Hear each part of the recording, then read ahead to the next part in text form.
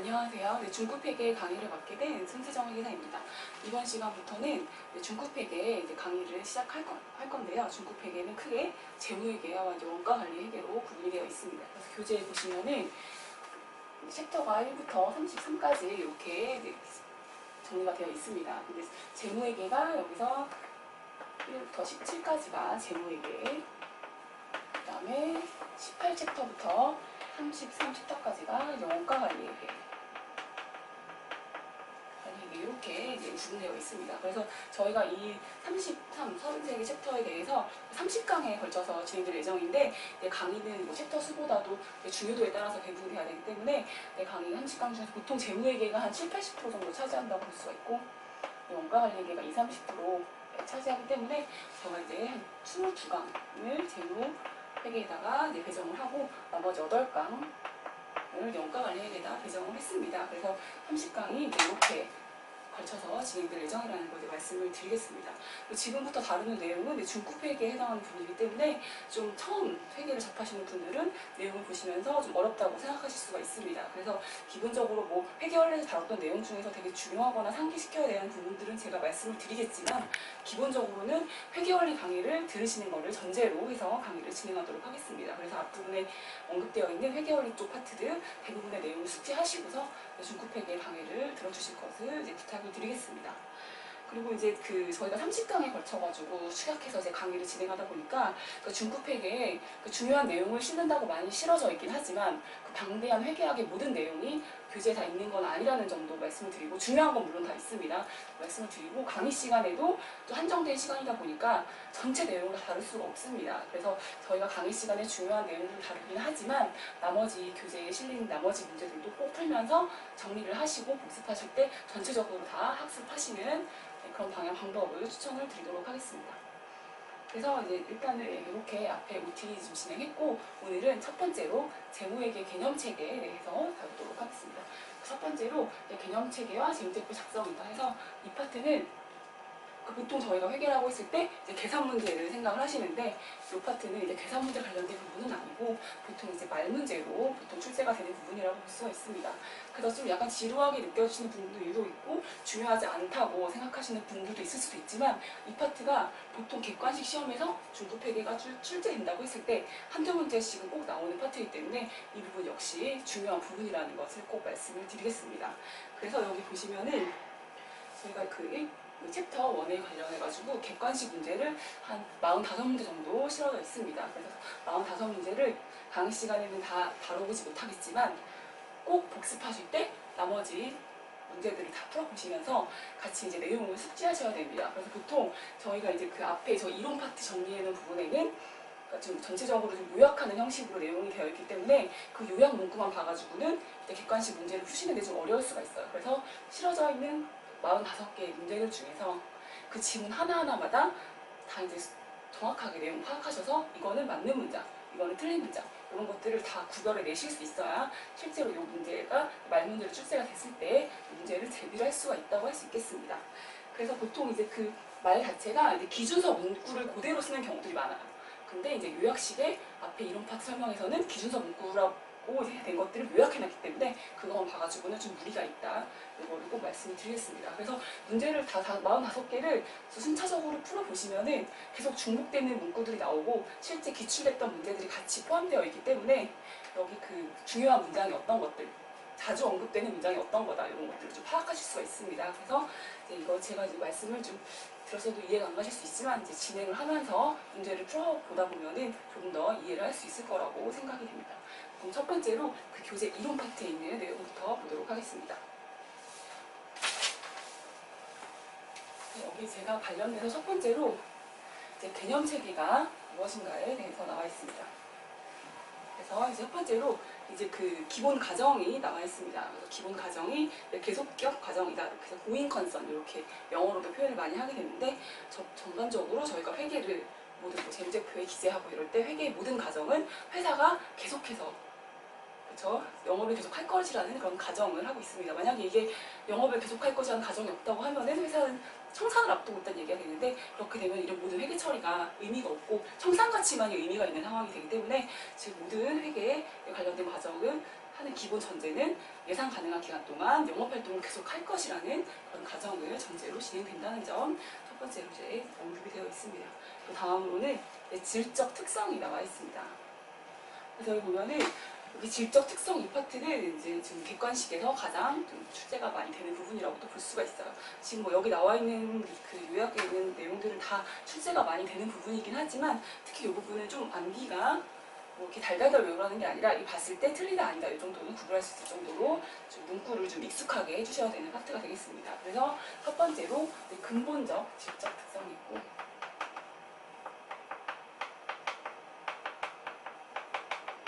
그 다음에 보강적 질적 특성이 있습니다.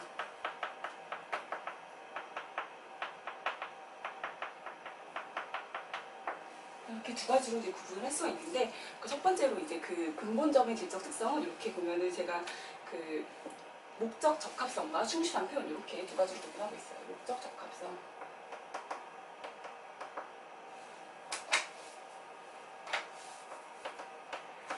그다음에 충실한 표현.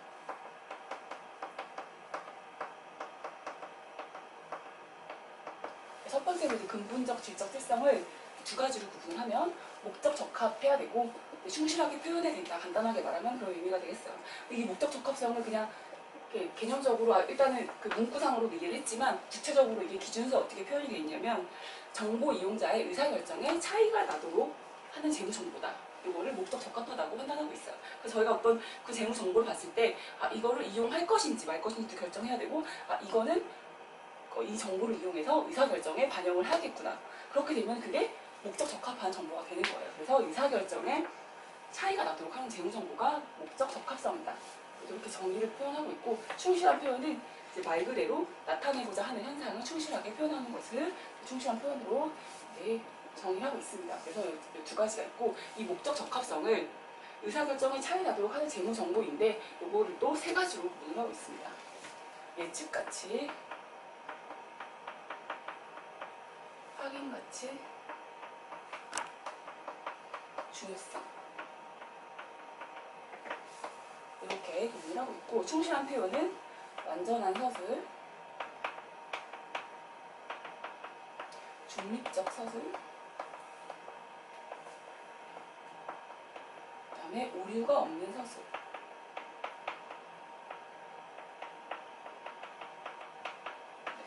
이렇게 구분을 하고 있습니다.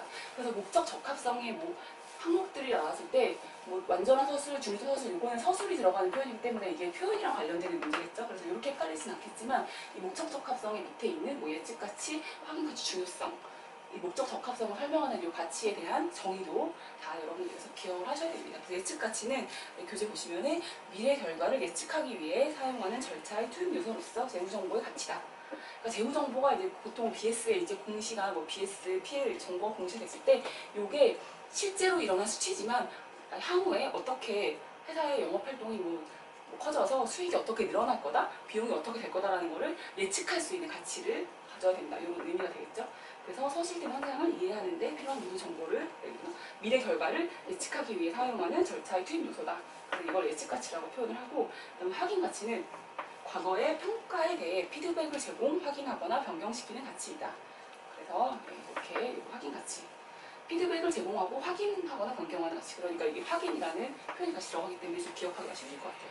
그리고 중요성이라는 거는 보통 저희가 그 감사를 나갈 때 가장 뭐 감사 시작하기 전에 중요성을 제일 먼저 따져요. 회사마다 뭐 매출액 기준, 당기순이익 기준, 뭐 자산총계 이런 거에 일정 비율을 곱해가지고 중요성을 구해서 이 중요성을 뭐 초과하는 오류가 발생하면은 그건 감사의견에 반영을 하고 뭐 그 밑으로 되면은 감사의견에 반영하지 않고 중요성을 그 여러 가지 그 오류 항목들을 합쳐가지고 뭐 중요성 밑에 금액이 됐다 그랬으면 그걸 오류를 반영하지 않기도 하는데 이 중요성이 그런 개념에서 본다면은 누락되거나 잘못 기재된 경우에 의사결정에 영향을 미치는 재무정보다. 그러니까 이게 중요하냐 아니냐 이걸 따지는 거는 결국 이제 이 정보가 잘못됐을 때 의사결정에 영향을 미치냐 안 미치냐 이걸 본다는 거겠죠. 그래서 이게 중요성은 기업이 딱 일괄적으로 정해질 수 있는 게 아니라 회사마다 중요성 기준이 다르다. 그래서 기업 특유의 측면에서 파악하는 게 중요성이다. 그래서 이게 이 세 가지가 목적 적합성과 관련된 세 항목들이 되겠습니다. 그리고 그 근본적 질적 특성 중에서 충실한 표현도 갖고 있습니다. 나타내고자 하는 현상을 충실하게 표현한다. 충실하게 표현을 해야 되는데 이 충실한 표현이 무엇이냐라고 정의를 했을 때 완전하게 서술돼야 되고 중립적으로 서술돼야 되고 오류가 없어야 된다. 이렇게 세 가지를 이제 정의를 하고 있습니다. 그래서 이 완전한 서술이 뭐냐 했을 때 정보 이용자가 서술되는 현상을 이해하는 데 필요한 모든 정보를 포함한다.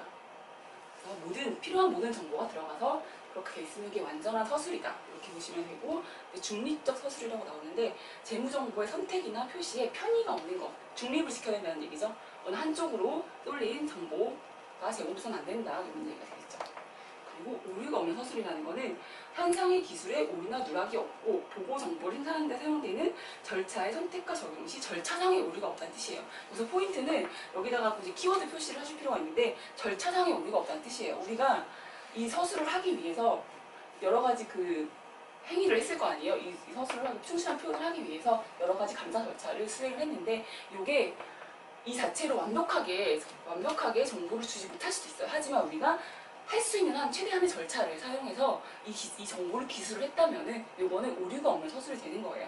그래서 일단은 이게 보통 저희가 뭐 감사할 때도 많이 나오는데 저희가 감사를 100% 완벽하게 했다고는 하지 않아요. 하지만 우리가 감사를 할 수 있는 모든 정보를 가지고 우리가 그때 그 모든 정보를 표현해서 감사 절차를 최대한 취했을 때 요거에 대해서 오류가 없다고 하는 거거든요. 그래서 이 오류가 없는 서술의 정의를 좀 잘 보셔요. 절차상에 우리가 할 수 있는 모든 절차를 수행했다. 이런 식으로 보시는 거고 이게 모든 면에서 정확한 걸 의미하는 건 아니에요. 오류가 없다는 뜻이 그런 뜻은 아니다.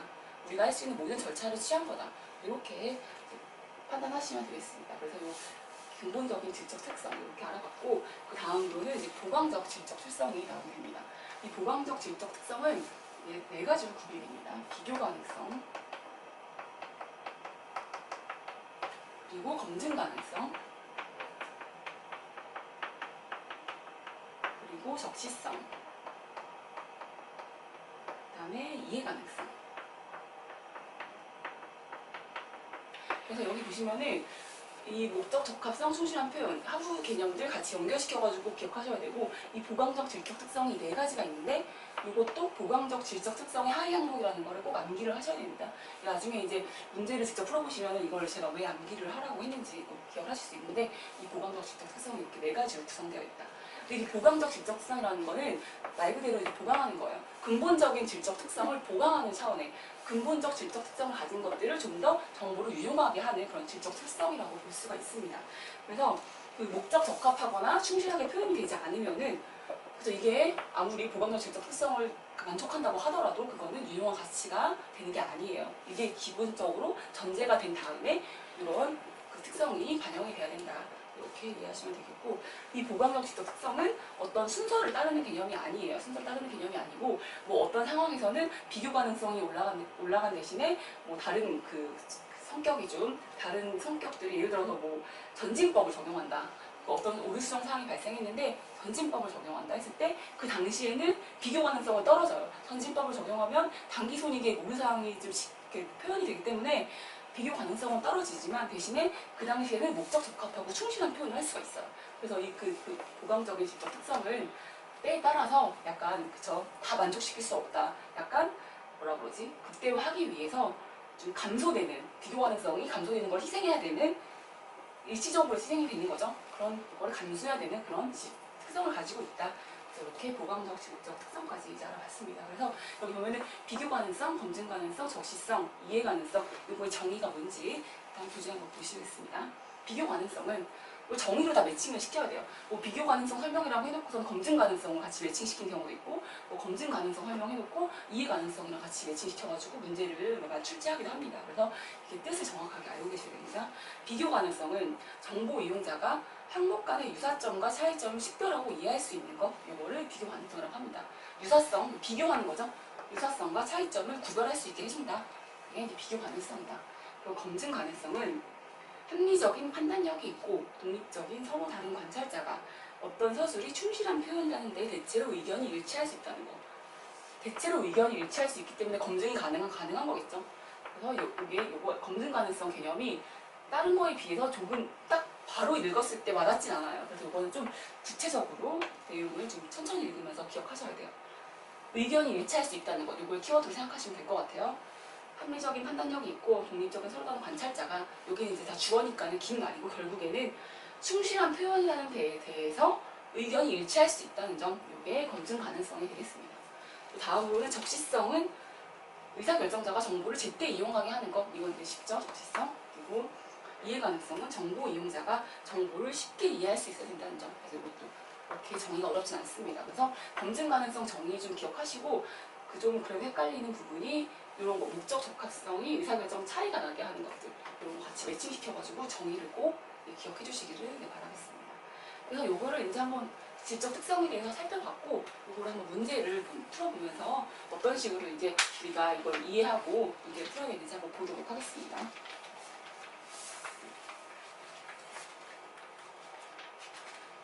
네. 일단 어떤 식으로 숙제가 되는지 이걸 보시면 좀 느낌이 들 것 같습니다. 재무보고를 위한 개념체계에 관한 설명으로 옳지 않은 것입니다. 네, 이해 가능성은 합리적인 판단력이 있고 독립적인 서로 다른 관찰자가 어떤 서술이 충실하게 표현되었다는데 대체로 의견이 일치할 수 있다는 것을 의미한다. 이거 보면 이게 맞는 문장이 쓰는 문장이죠. 아까 제가 그랬죠. 대체로 의견이 일치할 수 있다. 이거는 이제 검증 가능성이라고 말씀드렸죠. 그래서 이거는 검증 가능성이기 때문에 일단 1번 문제부터 틀린 문장이 되겠습니다. 두 번째로 근본적인 질적 특성은 목적 적합성과 충실한 표현이다. 그리고 맞죠? 표현이 이거는 근본적인 질적 특성은 목적 적합성과 충실한 표현이다. 이것도 맞는 표현이 되겠습니다. 세 번째로 비교 가능성, 검증 가능성, 적시성, 이해 가능성은 목적 적합하고 충실하게 표현된 정보의 유용성을 보강시키는 질적 특성이다. 그렇죠? 이거는 목적 적합하고 충실하게 표현된 정보의 유용성을 보강시키는 것이기 때문에 보강적인 질적 특성이죠. 그래서 이 네 가지. 가끔 보면은 뭐 여기 네 가지 중에 한 가지 엉뚱한 거 써놓고서는 이렇게 문장으로 표현하기도 합니다. 그래서 네 가지를 꼭 기억하시라는 점 말씀드리고, 네 번째로는 목적 적합한 재무정보는 정보 이용자의 의사결정에 차이가 나도록 할 수 있다. 이것도 정보 이용자의 의사결정에 차이가 나도록 할 수 있다. 정의였었죠. 다섯 번째, 적시성은 의사결정에 영향을 미칠 수 있도록 의사결정자가 정보를 제때 이용 가능하게 하는 것을 의미한다. 적시성은 되게 쉽습니다. 이거는. 그래서 맞는 문장이고, 1번 첫 번째 문장이 틀린 문장이 되겠습니다. 그래서 이렇게 첫 번째 문제 살펴봤고, 다음 문제 살펴보도록 하겠습니다. 네, 4번 문제.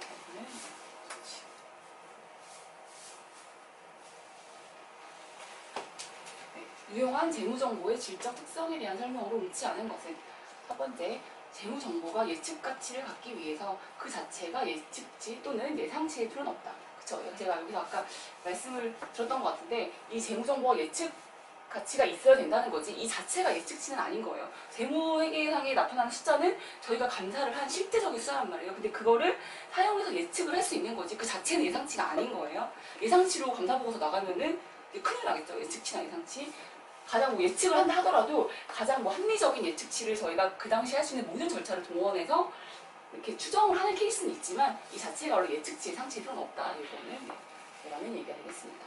그리고 정보가 누락되거나 잘못 기재될 경우 특정 보고기업의 재무정보에 근거한 정보 이용자의 의사결정에 영향을 줄 수 있다면 그 정보는 중요한 것이다. 이거는 그쵸. 정보가 누락되거나 잘못 기재됐을 때 의사결정에 영향을 미친다. 그럼 그거는 중요한 정보다. 아까 말씀드렸었죠. 그래서 이건 중요성에 대한 설명을 하고 있습니다. 이거 맞는 문장이 되겠습니다. 세 번째로 동일한 경제적 현상에 대해서 대체적인 회계 처리 방법을 허용하면 비교 가능성은 오히려 감소할 것이다. 그쵸? 똑같은 회계 처리 방법을 사용해야지 어떤 규정을 봤을 때 이 회사랑 저 회사가 구분이 되겠죠. 근데 대체적인 회계 처리 방법을 허용을 하면 어떤 회사는 똑같은 규정에 대해서 대체적인 회계 처리 절차를 취하게 됐어요. 그러면은 비교 가능성이 아무래도 감소를 하겠죠. 이것도 맞는 얘기가 되겠습니다. 네 번째로 완벽하게 충실한 표현을 하기 위해서는 서술이 완전하고 중립적이며 오류가 없어야 한다. 이거 똑같이 나왔죠? 완전하고 중립적이며 오류가 없어야 된다. 이렇게 맞는 문장이 되겠습니다. 다섯 번째, 오류가 없다는 것은 현상의 기술에 오류나 누락이 없고 보고 정보를 생산하는 데 사용되는 절차의 선택과 적용이 절차상 오류가 없음을 의미한다. 따라서 오류가 없다는 것은 모든 면에서 완벽하게 정확하다는 것을 의미한다. 이거 아까 제가 말씀드렸었죠. 이게 절차상에 오류가 없는 거지 여기가 모든 면에서 완벽하게 정확한 건 아니다. 여기에 다섯 번째가 틀린 문장이 되겠습니다. 아까 제가 말씀드렸던 것 중에 그 이론 파트에 나와 있는 거는 이렇게 문구를 구구절절 쓸 수가 없어요, 저희가. 설명을 드렸지만 기본적인 개념만 이렇게 나와 있는데 이런 거는 이제 기준서에 나와 있는 문구 그대로란 말이에요. 다른 데서 문제가 출제된다고 했을 때도 이런 식의 이제 문장으로 출제가 되는 거예요. 그래서 이런 문장들을 딱 계속 읽어보시면서 이 그 기준서 문구 자체를 익숙하게 하시는 게 되게 중요하다. 그래서 한 번 더 말씀드리도록 하겠습니다. 그래서 이것도 같이 이 문장도 좀 중요한 문장이기 때문에 꼭 정리하시고 넘어가도록 하겠습니다. 다음으로는 8번 문제 알아보도록 하겠습니다.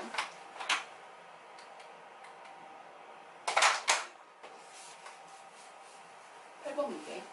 재무보고를 위한 개념체계에 유용한 재무정보의 질적 특성에 관한 설명으로 위치하는 것은 첫 번째, 보강적 질적 특성은 정보가 목적 적합하지 않거나 충실하게 표현되지 않으면 개별적으로든 집단적으로든 그 정보를 유용하게 할 수 없다.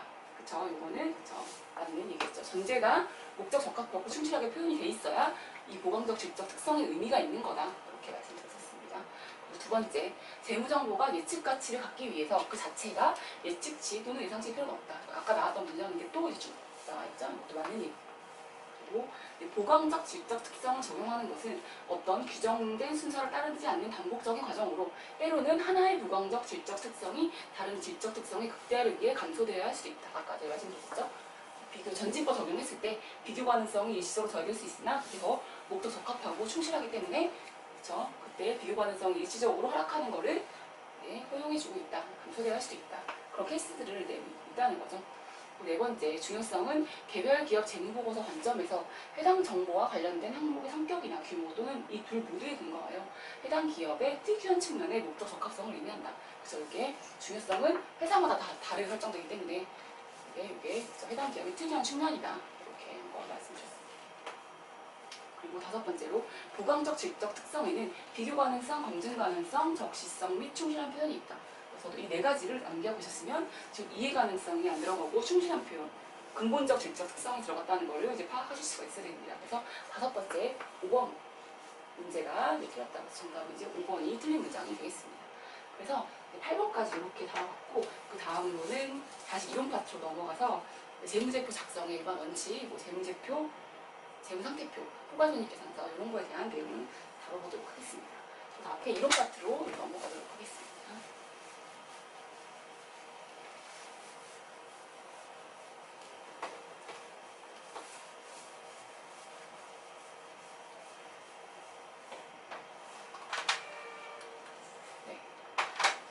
이런 파트 보면은 재무제표 작성 일반 원칙이 이제 나와 있습니다. 첫 번째, 공정한 표시와 한국채택 국제회계 기준의 준수 이 내용이 나와 있죠. 그래서 이제 KIFRS를 준수해서 재무제표를 작성하면 이거는 재무제표가 공정하게 표시가 됐다. 이렇게 본다는 내용입니다. 그래서 1번 항목 해설이 됐고 두 번째로는 계속기업에 대한 얘기가 나와 있습니다. 적어도 12개월 기간에 대하여 이용 가능한 모든 정보를 이용하여 과정을 검토한다. 계속기업 전제가 만약에 무너지는 케이스는 이걸 공시를 하도록 하고 있습니다. 그래서 계속기업 향후 1년 동안은 이용 가능한 정보들을 모두 이용해서 계속기업 과정 검토를 해라. 이 내용이 나와 있습니다. 그리고 세 번째로는 발생기준 회계를 사용하고 있다. 그러니까 회계는 현금주의가 아니다. 보통 발생기준으로 해가지고 뭐 리지급 이런 그 기간 안분하는 규정들이 발생을 하게 되죠. 그래서 발생주의로 회계 처리를 하는데 예외가 되는 게 저희 현금흐름표가 예외가 되는 거겠죠. 그래서 현금흐름 정보를 뺀 나머지는 다 발생주의 회계에 따라서 회계 처리를 한다. 이게 작성 일반 원칙이다. 그리고 네 번째로는 중요성과 통합 표시가 있습니다. 그래서 유사한 항목은 중요성에 따라서 이렇게 재무제표에 구분을 하고 상이한 항목은 당연히 이제 구분을 해야 되는 거예요. 근데 유사한 항목도 중요하지 않은 경우에는 이런 것들도 같이 합쳐가지고 표시를 할 수가 있다. 이런 내용들이 있습니다. 그리고 나머지 다섯 번째는 한계 내용이 이 파트가 되게 중요한데 이게 그 문구로 많이 출제가 되는 부분이에요. 그러니까 한계가 보통 이제 그 계정 과목을 이제 유사한 것들을 같이 합쳐가지고 순액으로 표시하는 걸 상계라고 하는데 원칙적으로는 자산, 부채, 수익, 비용 모두를 상계를 할 수가 없습니다. 상계를 금지하긴 하는데 예외적으로 실질을 반영한다고 예상되는 경우에는 이제 상계 표시를 한 부분이 있어요. 그래서 예를 들어서 뭐 유형자산 이런 것도 비유형자산 처분을 하는데 처분 손익 계산을 할 때 처분 대가에서 장부가 차감하고 처분 비용 차감하고 해가지고 순액으로 표시를 하죠. 처분 손익은 이런 것들이 상계에 해당하는 부분이에요. 그래서 이런 부분들이 일부 있지만 기본적으로는 상계 표시를 하지 않는 것이 원칙이다. 그리고 보통 저희가 그 매출채권이나 외출채권, 재고자산 이렇게 보면 여기다가 이제 충당금을 이제 써서 차감해서 표시하는 케이스들이 있어요. 근데 요거는 상계는 아니에요. 상계는 요게 아예 합쳐져가지고 순액으로 하나로 표시가 되는 걸 상계고, 요거는 충당금으로 같이 구분 표시를 하는 거예요. 그래서 요게 언뜻 상계같이 보이지만 요거는 상계가 아니다. 요게 이제 문장으로 많이 출제가 됩니다. 이따가 다뤄볼 문제에서도 있을 것 같은데, 요게 이 충당금 표시하는 것들은 기본적으로 상계가 아니다. 상계가 아니다. 이거 알고 계시고, 그다음에 외환손익이나 단기매매 금융상품 손익 같은 거는 유사거래에서 직접적으로 발생하는 것들이어가지고 상계 순액으로 표시를 할 수가 있어요. 보통 뭐 금융회사 같은 경우에는 그 단기매 유가증권을 샀다 팔았다 평가 관련된 뭐 손익들이 계속 빈번하게 발생한단 말이에요. 근데 발생하는데 그것들을 이제 통합해서 순액으로 표시를 할 수가 있다. 이렇게 예외를 두고 있어요. 근데 그거마저도 중요하면은 이익과 손실을 다 구분해서 표시를 하도록 이제 하고 있습니다. 그래서 이런 부분들, 이 파트가 제일 중요해요. 이 파트가 제일 중요하고, 뭐 외환차손익, 뭐 관련된 단기매매 상품 평가 손익 등 이런 것들은 그죠? 중요하지 않은 경우에는 합쳐서 표시를 할 수가 있다. 순액으로 이렇게 기억하시면 되겠습니다. 그리고 보고 빈도 보시면은 보통 재무제표가 1년마다 한번 작성이 되죠. 그래서 적어도 1년마다 작성을 해야 되고, 1년이 초과하거나 미달하는 경우에는 이제 공시를 하도록 하고 있습니다. 그리고 표시의 계속성은 어떤 항목이 어떤 계정 과목에 이제 표시가 됐어요. 그러면은 그 다음 해에도 그 다다음 해에도 똑같은 계정 과목으로 표시가 돼야 된다는 거죠. 어쩔 때는 뭐 환관비로 들어가 있다가, 어쩔 때 매출원가로 들어가 있다가, 어쩔 때는 뭐 환관비에 예를 들어서 뭐 통신비로 가 있다가, 어떤 때는 뭐 교통비로 가 있다가, 이렇게 하면 안 되겠죠. 예를 들어서 그런 식으로 계정을 동일하게 계속 유지를 해줘라.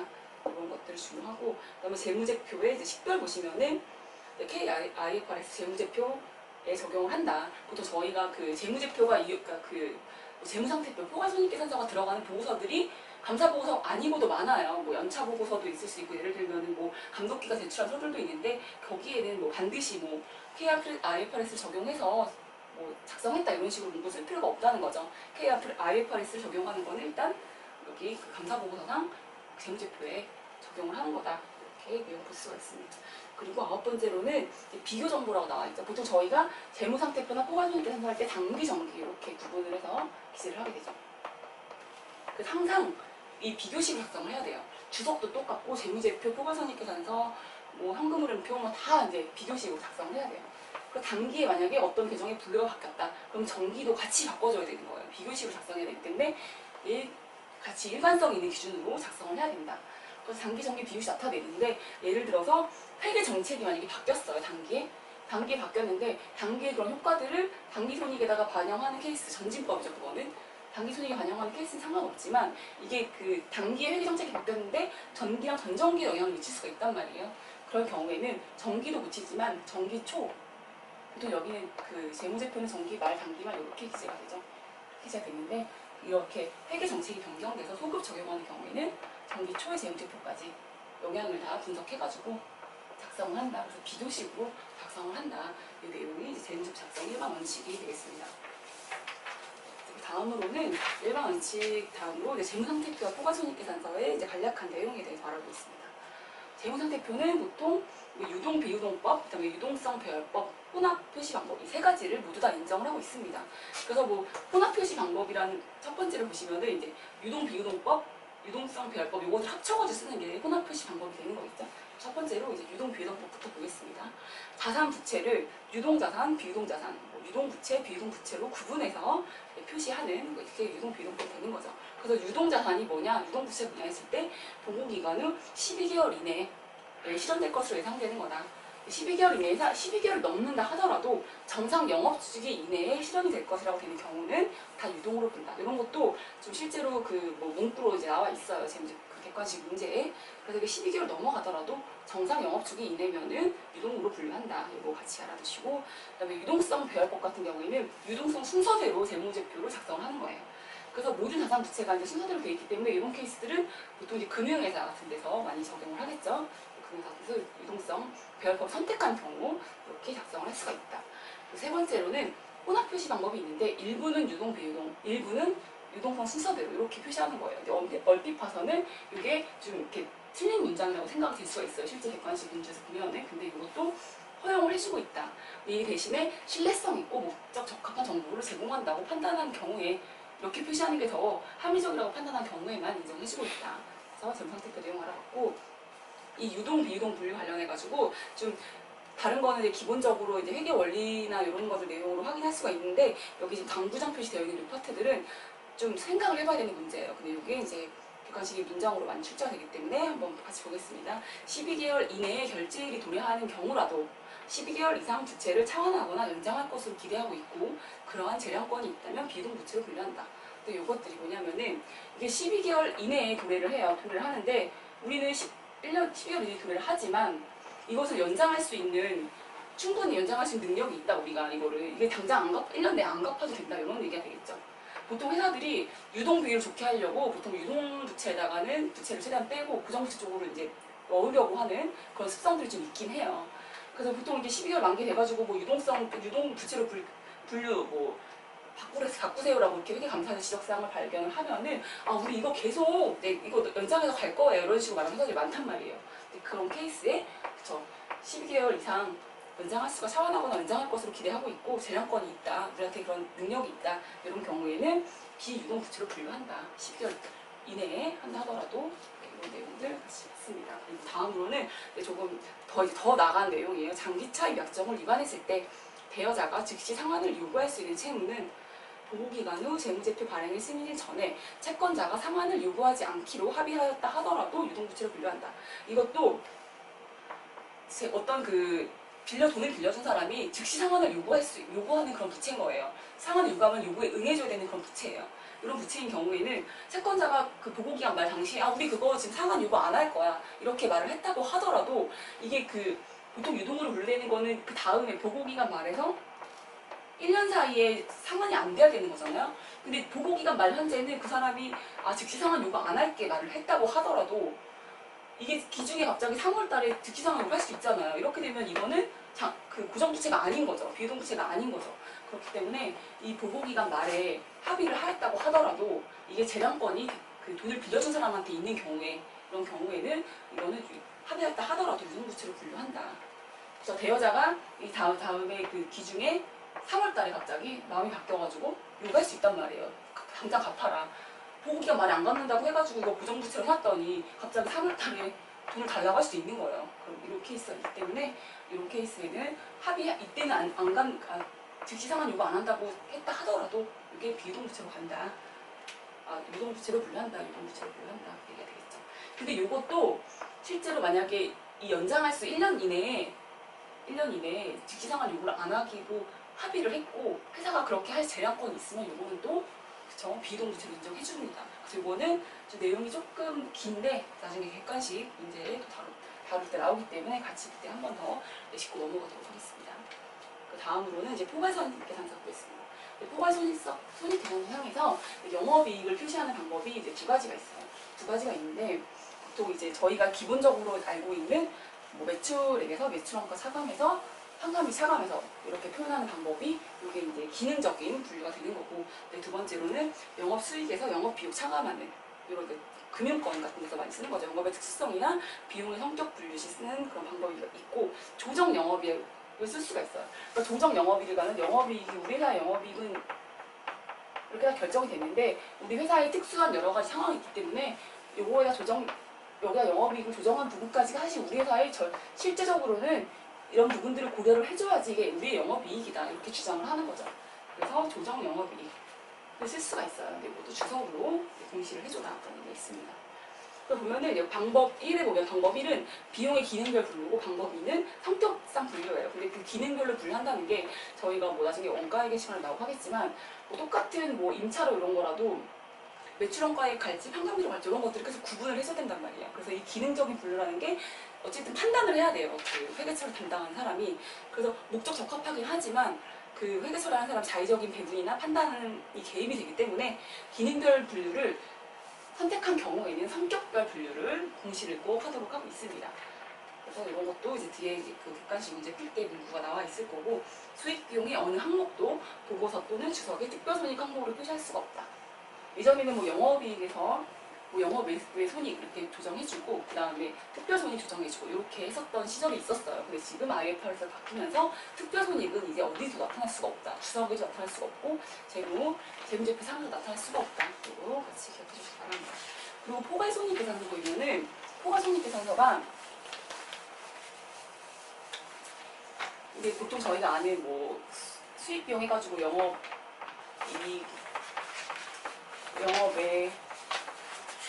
손익이 이렇게 들어간단 말이에요. 들어가가지고 회전이익이 나오고 그다음에 법인세를 차감을 해서 그다음에 그 당기순이익이 나온단 말이에요. 나오는데 여기다가 포괄손익계산서라는 거는 이 당기순이익에다가 추가해가지고 기타 포괄손익 이렇게 표시가 됩니다. 포괄손익 이렇게 표시가 됩니다. 그래서 이 포괄손익을 같이 표시를 하는 거를 재무제표 단에서 이렇게 표시할 수도 있고 재무제표 이외의 곳에다가도 표시를 할 수가 있습니다. 주석이죠, 주석. 포괄손익 이렇게 해서 이렇게 표시를 하고 있다. 그리고 여기 보면 이 포괄손익이라는 게 이게 포괄이익이 되겠죠. 포괄손익이라는 게 뭐냐 했을 때 당기손익으로 인식하지 않은 수익과 비용으로 재분류 조정을 포함한다 이렇게 나와 있습니다. 그래서 예를 들어서 뭐 재평가 잉여금의 변동이나 확정급여 제도의 재측정 손익, 매도가능 금융자산, 뭐 지분에 관련된 평가손익 이런 것들도 있고 재분류 조정이라고 해서 이거는 단기나 과거에 기타 포괄손익으로 인식되었으나 당기손익으로 재분류되는 규정 과목들 있죠. 해외사업 환산손익, 매도가능 금융자산 채무 관련된 평가손익, 효과적인 현금으로 영업비수단 평가손익 이런 것들이 포괄손익으로 표시가 된다. 네, 방금 전에 그 기타 포괄손익 항목들 그 당기손익으로 인식하지 않는 수익 비용으로 재분류 조정 포함된다. 이거 말씀드렸는데 여기 보면 예시로 나와 있는 뭐 재평가 잉여금, 확정급여제도 재측정 손익, 매도가능 금융자산, 뭐 지분 관련된 평가손익 이 항목들을 암기를 좀 해주시길 바랍니다. 이게 지금으로는 좀 와닿지 않을 수 있는데 이게 나중에 이제 실제로 강론에 들어가서 개정 과목을 하나하나씩 배우면은 이게 개정이 어떤 개정이라는 걸 알 수가 있어요. 그 개정에 있어서 설명할 때도 이거는 손익이 아니라 기타 포괄손익으로 인식한다. 이런 내용들이 같이 연결되어 있기 때문에 이런 항목들 지금은 좀 어색하고 좀 어려운 표현이겠지만 기본적으로 좀 기억해 주시고 재분류 조정이라는 이 파트도 이게 기타 포괄손익 결국에는 재분류 조정도 기타 포괄손익인 거예요. 기타 포괄손익인데 이 재분류 조정은 과거의 기타 포괄손익이었으나 단기에 당기손익으로 가는 거고 방금 위에 있는 세 가지는 계속 기타 포괄손익으로 있는 거예요. 기타 포괄손익 누계획으로 가는 거겠죠. 그래서 이게 두 개가 합쳐진 것들을 다 기억해 주시면 됩니다. 그리고 재분류 조정 개념은 당기손익으로 인식하는 거기 때문에 이거는 그 실현이 되는 상황들이 생기겠죠. 예를 들어서 뭐 해외사업 환산손익이 기타 포괄손익으로 되어 있었는데 해외사업을 정리했다거나 아니면 뭐 매도가능 금융자산 채무 관련된 평가손익이 있는데 그 채무가 이제 처분했다거나 이런 경우들에 실현되는 그런 사건들이 있는 거겠죠. 이런 사건들이 있을 때 이것들을 당기손익으로 인식을 한다. 이런 개정이다. 이렇게 말씀드렸습니다. 그래서 문제를 또 말문제가 있는데 말문제 한번 풀어보도록 하겠습니다. 재무제표의 표시에 관한 설명으로 옳지 않은 것은 첫 번째, 매출채권에 대한 대손충당과 같은 평가충당금을 차감하여 관련 자산을 순액으로 측정하는 것은 상계표시에 해당한다. 이거 중요하다고 말씀드렸죠. 상계표시가 아니죠. 이거는 그냥 구분해가지고 표시하는 거예요. 그래서 이거는 틀린 문장이 되겠습니다. 그래서 정답이 1번이 되는 거죠. 두 번째, 총포괄손익은 당기순손익과 기타 포괄손익의 모든 구성 요소를 포함한다. 이렇게 같이 포함되어 있다.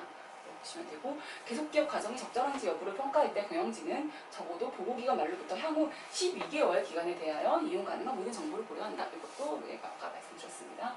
그리고 재분류 조정은 단기나 과거 기간에 기타 포괄손익으로 인식되었으나 당기손익으로 재분류된 금액을 말한다. 이것도 방금 전에 말씀드린 거죠. 그래서 이런 항목들이 해외사업 환산손익, 매도가능 금융자산 채무 관련된 거 평가손익, 그리고 효과적인 현금으로 위험비수단 평가손익 이런 것들을 같이 암기해 주시면 되겠습니다. 그리고 다섯 번째, 주석은 재무상태표, 포괄손익계산서, 자본변동표 및 현금흐름표에 표시하는 정보에 추가하여 제공된 정보를 말한다. 이거 맞는 문장이 되겠습니다. 그래서 정답은 1번이 되겠습니다. 그리고 다음 문제. 재무상태표의 자산 부채의 유동과 비유동에 관한 설명 중 옳지 않은 것은?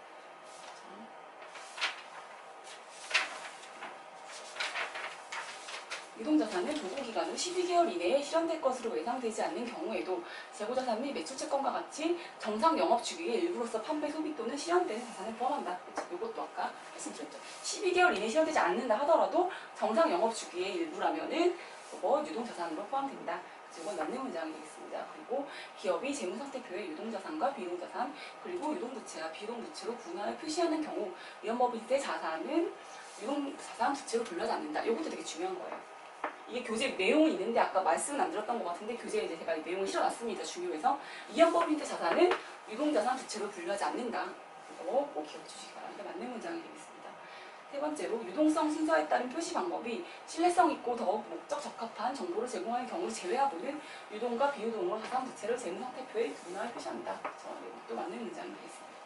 기업이 기존의 대출 계약 조건에 따라 보고기간 후 적어도 12개월 이상 부채를 차환하거나 연장할 것으로 기대하고 있고 그런 재량권이 있다면 맞죠? 그렇죠? 재량권이 있다면 12개월 이내 만기가 도래한다 하더라도 비유동 부채로 분류한다. 이것도 설명했던 문제입니다. 다섯 번째, 신뢰성 있고 목적 적합한 정보를 제공한다고 하더라도 자산부채 일부는 비유동, 유동 구분법으로 표시하고 나머지는 유동성 순서에 따라 표시하는 혼합 표시 방법은 허용되지 않는다. 이게 틀린 문장이 되겠죠. 혼합 표시 방법도 다 허용이 됩니다. 유동 비유동법, 유동성 순서에 따라 표시하는 방법, 혼합 표시 방법.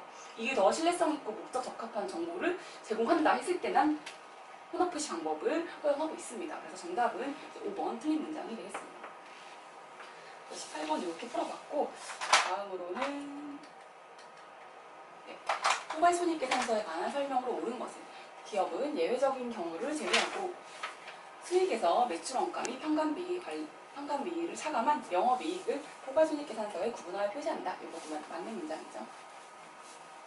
맞는 문장이고 두 번째부터는 어떤 게 생각나 보겠습니다. 비용을 성격별로 분류하는 기업은 매출원가, 감가상각비, 기타 상각비와 종업원 급여 비용을 포함하여 비용의 기능에 대한 추가 정보를 공시한다. 이게 보통 기능별로 분류하는 경우에는 성격별 정보가 추가적으로 공시가 되지만 성격별로 분류하는 경우에는 비용 기능에 대한 추가 정보 공시하지 않습니다. 그래서 이거는 틀린 문장이 되겠습니다. 이런 것도 꼭 암기 연습하셔야 되는 부분이 되겠죠. 재분류 조정은 단기나 과거 기간에 기타 포괄손익으로 인식되었다가 단기에 자본이익으로 재분류된 금액을 의미한다? 아니죠. 단기손익으로 재분류된 금액을 의미한다. 틀린 문장이 되겠습니다. 네 번째, 기타 포괄손익의 항목은 세후 금액으로 표시할 수 없으며 관련된 법인세 효과 반영 전 금액으로 표시하고 각 항목들의 관련된 법인세 효과는 단일 금액으로 합산하여 표시한다.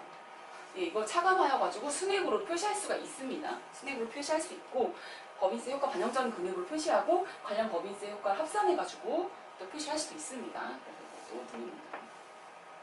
기업은 재무성과를 설명하는 데 필요하다면 특별 항목을 비롯하여 추가 항목을 포괄손익계산서에 재량적으로 포함할 수 있으며 사용된 용어 항목의 배열도 필요하면 수정할 수 있다. 이거는 특별손익 표시할 수 없다고 말씀드렸죠. 그래서 이것도 틀린 문장이 되겠습니다. 그래서 이렇게 해서 재무제표, 전반적으로 재무상태표와 포괄손익계산서 관련된 내용을 이제 알아봤습니다. 그리고 다음으로는 저희가 좀 다뤄볼 내용이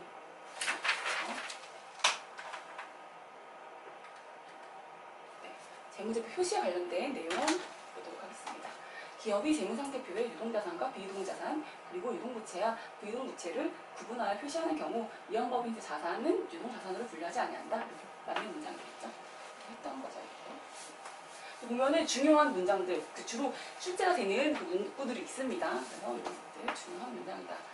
보고기간말 이전에 장기차입 약정을 위반했을 때 대여자가 직지상환을 요구할 수 있는 채무는 보고기간 후 재무제표 발행 승인 전에 채권자가 약정 위반을 이유로 상환을 요구하지 않기로 합의한다면 비유동부채로 분류한다. 이거 합의한다고 하더라도 내년에 1년 사이에 언제든지 또 상환해달라고 할 수가 있겠죠. 그렇기 때문에 이때는 유동부채로 분류를 해야 된다. 합의를 한다 하더라도 보고기간 말 현재는 합의한다 하더라도 향후 1년 이내에 언제든 또 상환 청구할 수 있기 때문에 그때는 이거는 유동부채로 분류를 해야 된다. 그래서 이번이 틀린 문장이 되겠습니다.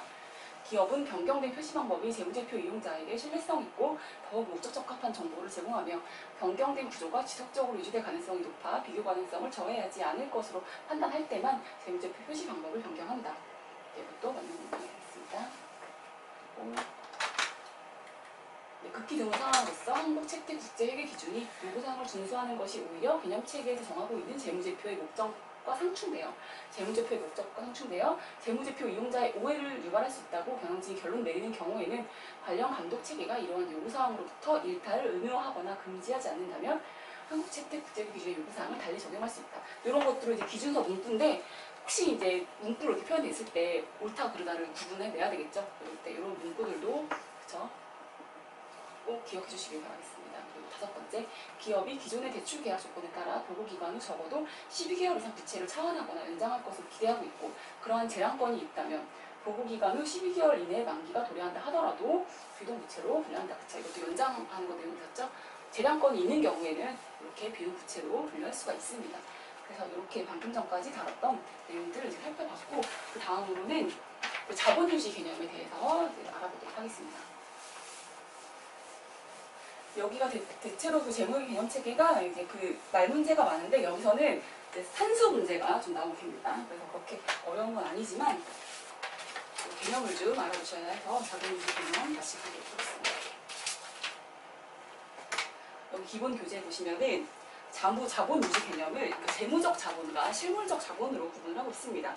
그래서 재무적 자본은 저희가 일반적으로 알고 있는 그런 그 숫자 관련된 거, 화폐 가치 관련된 그런 자본이에요. 투하 자본, 우리가 돈을 얼마를 투자했냐, 그 투하 자본을 가지고 뭘 살 수 있느냐, 이게 이제 구매력 유지 이런 것도 재무적 자본이 되는 거고, 실물적 자본은 기업의 조업 능력을 유지하는 거예요. 그래서 이거는 똑같은 자산을 사는데 얼마가 들 것인가를 유지하는 거예요. 똑같은 자산을 구입하는 데 있어서 얼마가 필요하다, 요거를 계속 유지할 수 있다, 그것까지만을 실물적 자본으로 보는 거예요. 그래서 여기 이 표에 보시면은 명목 화폐 단위, 불변 구매력 단위, 재무자본, 실물자본 이렇게 구분이 되어 있는데 요거를 이렇게 내용을 이제 문구로 이제 구분을 해 놨지만 요거는 이제 계산 문제를 딱 보시면은 좀 더 이게 좀 와닿을 수가 있어요. 저도 처음에는 이렇게 내용 봤을 때는 이렇게 딱 직관적으로 안 와닿는 느낌이 좀 있었거든요. 근데 좀 내용을 보시다 보면은 좀 이해할 수가 있을 것 같아요.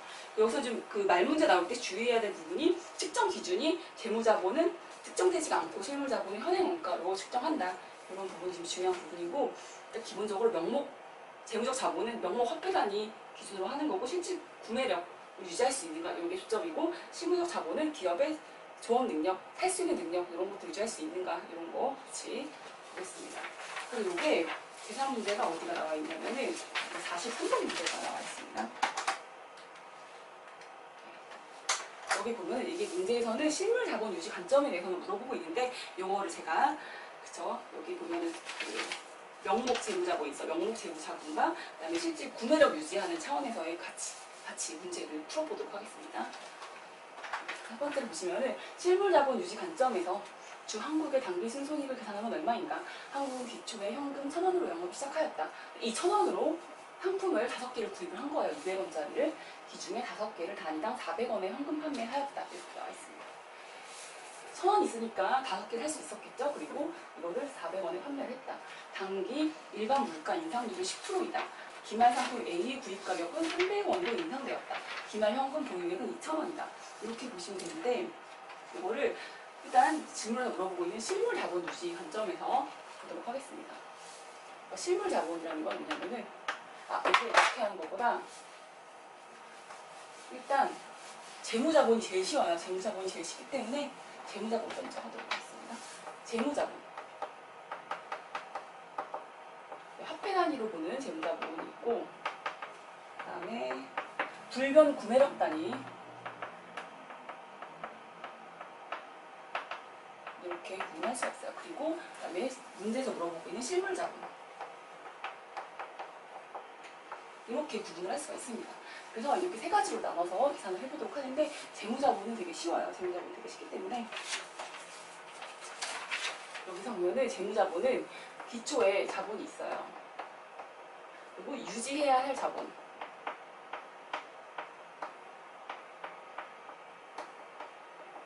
그다음에 기말자본 이렇게 구분을 해가지고 표시할 수가 있습니다. 그래서 기초자본에서 유지해야 할 자본까지는 자본 유지로 가는 거고, 이 유지해야 할 자본 이상 번 거에 대해서만 당기 순이익으로 가는 이런 구조를 다 똑같이 가지고 있습니다. 그래서 여기에 지금 개념이 뭔가를 계산 문제를 보면 해보도록 하겠습니다. 재무자본 화폐 단위는 첫 번째 기초에 1,000원으로 영업을 시작했잖아요. 첫 번째는 자본이 1,000원이에요. 근데 여기서는 유지해야 될 자본 이런 개념이 없어요. 그냥 재무자본만 있기 때문에 1,000원이고 기말에 자본이 2,000원이에요. 그러니까 이게 0이죠? 그러니까 이게 다 당기순이익이에요. 이게 이렇게 봐야겠다. 유지할 자본 똑같은 거예요. 똑같은 거. 그래서 자본 유지는 0이고 이 유지해야 될 자본을 추가한 1,000원에 대해서는 당기순이익으로 인식을 하게 됩니다. 우리가 일반적으로 회계에서 쓰는 화폐 단위 기준, 저 재무자본 개념이에요. 이게 저희 그냥 그쵸 기초자본 1,000원인데 기말에 2,000원이 돼가지고 1,000원이 당기순이익으로 반영돼가지고 그쵸 이익응용에 반영이 됐겠죠. 이게 이제 기본적인 저희가 재무자본 개념이고 이제 불번 구매력 단위 기준이에요. 그럼 기초자본이 1,000원이죠. 유지해야 될 자본은 구매력 기준이기 때문에 일반 물가 상승률 반영을 해야 됩니다. 우리가 기초에는 1,000원이었지만 기말에는 사실 1,100원이 있어야지 똑같은 거야 기초랑. 이렇게 보시면 돼요. 유지해야 될 자본이 1,100원이라는 뜻이에요. 그리고 기말 자본이 2,000원이죠. 그래서 이 재무자본의 불변 구매력 단위로 적용하게 되면 이게 자본 유지 개념이고 나머지가 당기순이익이 되는 거예요. 좀 이해되시죠? 이제 이렇게 보니까 불변 구매력 단위고 실제로 이제 여기서 문제에서 물어보고 있는 실물자본 유지 개념 보겠습니다. 첫 번째 기초자본 똑같아요. 근데 이때는 200개를 200원을 5개를 할 수가 있었어요. 근데 이 똑같은 이게 상품 상품 A를 기말에 하려면은 300원이 필요해요. 그러니까 300원 곱하기 5 1,500원이 유지해야 될 자본이에요. 기말에 이미 가격이 이게 이렇게 올랐잖아요. 실물 자본이. 그래서 똑같은 상품을 5개 사려면 우리 1,500원 있어야 되기 때문에 사실 1,500원만큼은 우리가 유지해야 될 자본이다. 이건 이익이 아니다. 이렇게 보는 거예요. 그래서 1,500원. 이 차이가 자본 유지가 되고 실제 기말에 2,000원이죠. 1,500원에서 2,000원에서 1,500원 차가 만 500원만큼이 당기순이익이 됩니다.